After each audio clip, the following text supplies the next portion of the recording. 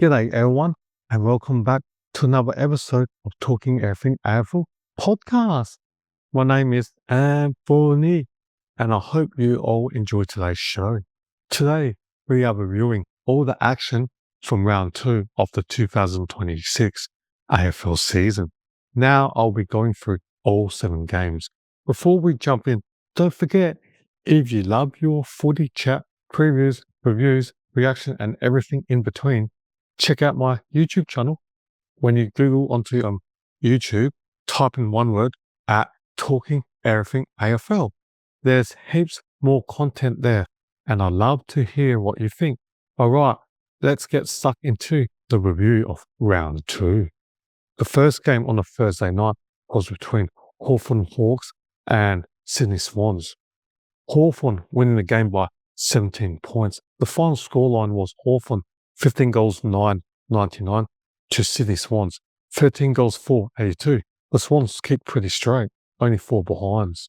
And something to note right off the top, Sydney were missing both Isaac Heaney and Errol Gordon, who were out with injuries. 2 massive outs, especially in terms of creativity, scoreboard impact, and midfield connection. Their absence was felt, no question about it, but Hawthorn was still too good for the Swans. Let's talk about the star, Jack Gunston. The veteran wound back the clock and delivered a classic Gunston performance. Sharp leads, smart positioning, and pure finishing. He kicked 4 majors and looked dangerous every time the ball entered the Hawthorns' forward line. Hawthorns' ball movement was impressive. They were brave through the corridor, they trusted their young midfielders, and they put Sydney's defense under real pressure. Their pressure around the contest was huge, and that's where missing Gordon and Heaney hurt the Swans. Their forward half chains just didn't have the same polish, and Hawks capitalised. Sydney still had patches where they looked slick. In the second quarter especially, the overlap run and tidy kicking saw them build momentum. But they just couldn't sustain it, and Hawthorn was simply more composed in the final term when it mattered most. A brilliant win for the Hawks, a tough, energetic, well-deserved 4 points. Game 2, LA Crows versus the Western Bulldogs. Game number 2 delivered one of the matches of the round. A tight, tense, seesawing contest where the Western Bulldogs held on to beat the LA Crows by 6 points. The final score, Western Bulldogs 14 goals 10.94 to the LA Crows 13 goals 10.88. This one had everything. LA hit with early pressure, the Dogs responded strongly, and both teams traded momentum right through all 4 quarters. But the big talking point, the best on ground by a mile, Joel Frazier. These numbers are absolutely enormous. He had 24 disposals, 3 goals, 3 clearances, 473 minutes game, and 2 goal assists. That is a monster performance. The way Frazier broke lines, stamped his authority at big moments, and hit the scoreboard, he was the difference between the two sides. Every time the Bulldogs needed a burst of energy or territory, he delivered it. Bontempelli had his big moments too, especially late. Norton's aerial contest put the ball to the ground, and even though the Dogs weren't perfect defensively, their ability to transition quickly paid off. LA will be frustrated, and fair enough. They had chances, their ball movement and patches looked great, and their forward pressure forced turnovers, but they couldn't quite land a killer blow. Still, this was an entertaining, high-quality contest that showed positive signs for both sides. Game 3, Richmond Tigers versus Gold Coast Suns at the MCG. One word describes this: obliteration. Gold Coast was simply too strong, too clean, too powerful, winning 128-60. A massive 68-point margin. The final score were Gold Coast Suns 19 goals 14, 128 to the Tigers 9 goals 6, 60.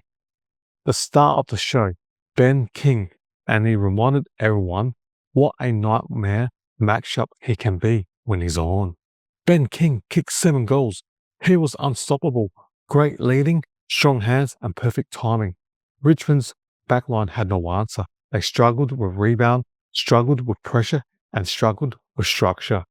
Gold Coast controlled inside 50s, contested marks, forward half turnovers. It was men against boys at times. A statement win for the Suns. and a big reality check for the Tigers. Unfortunately for the Suns, boom recruit Christian Petrarca was injured during the game. Game 4, GWS Giants versus St Kilda Saints. This was a nail-biter, St Kilda edging out GWS Giants by just 4 points, winning 78-74, and the final scoreline was 12 goals 678 to the Giants, 11 goals 874. And the best on ground performance was a beauty, Clayton Oliver. Here's his stat line: 33 disposals, 1 goal, 5 clearances, and 244 meters gained. Oliver was everywhere. He won the ball inside, worked hard outside, and consistently turned half chances into scoring opportunities. GWS fought hard, but St Kilda's defensive structure in the first 5 minutes saved them. They held shape, slowed the Giants down, and forced long kicks to contest. 4-point win, but worth gold heading into round 3 with a showdown against the Lions.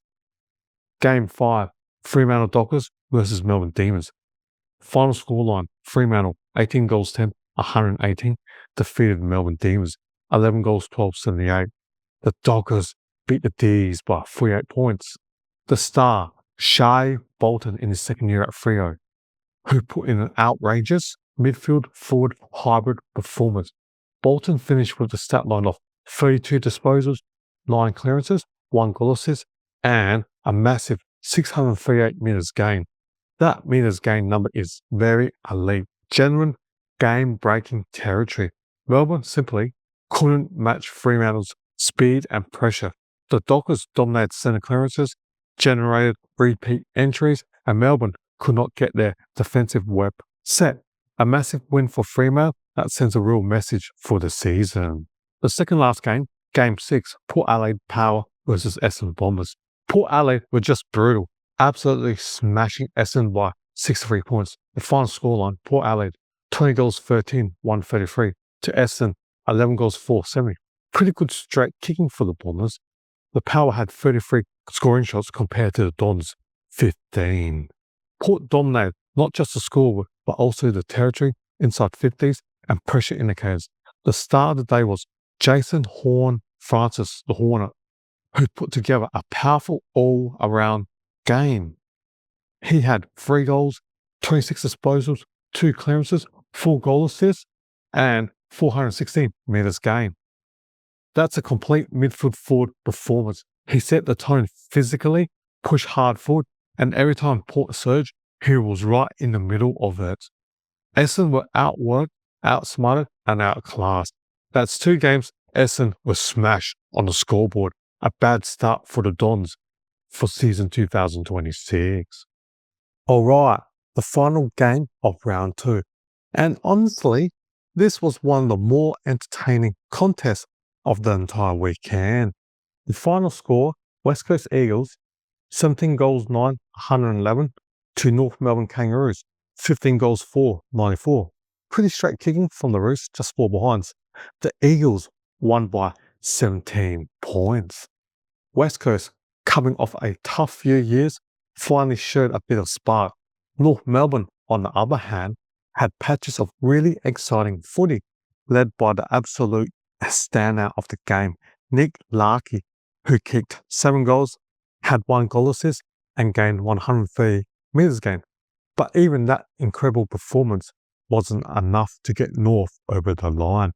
This game had momentum swings, standout individuals, and some moments where you really saw what both teams could become if things clicked. The first half was all about the pressure and efficiency. West Coast looked sharp around the contest, winning territory early with quick kicks forward and strong marks inside 50. North Melbourne weren't too bad. In fact, every time West Coast looked like they were about to break away, Larkey would pop up and straighten up the ship. His leading patterns were elite, and the Eagles' defenders generally struggled to contain him one-on-one. West Coast's ball movement, though, was the difference early. They linked up through handball chains, spread well from stoppages, and their mids actually hit the scoreboard when they needed to. North had a few costly turnovers through the corridor that West Coast capitalised on, and that began to tilt momentum.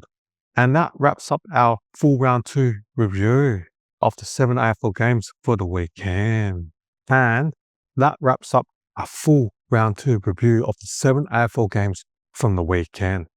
Thanks so much for tuning in, everyone. I really appreciate you spending the time with me as we break down all the action, the big moments, the standout performance, and everything that shaped this round of footy. My name is Anthony, and I generally hope you enjoyed this episode. I love putting these together each week, and it means a lot to have people listening along and sharing the passion for the game. If you want more AFL content, more breakdowns, prediction, reactions, and all sorts of footy talk, make sure you check out my YouTube channel. Once you're on YouTube, it's all in one word, type at Talking Everything AFL.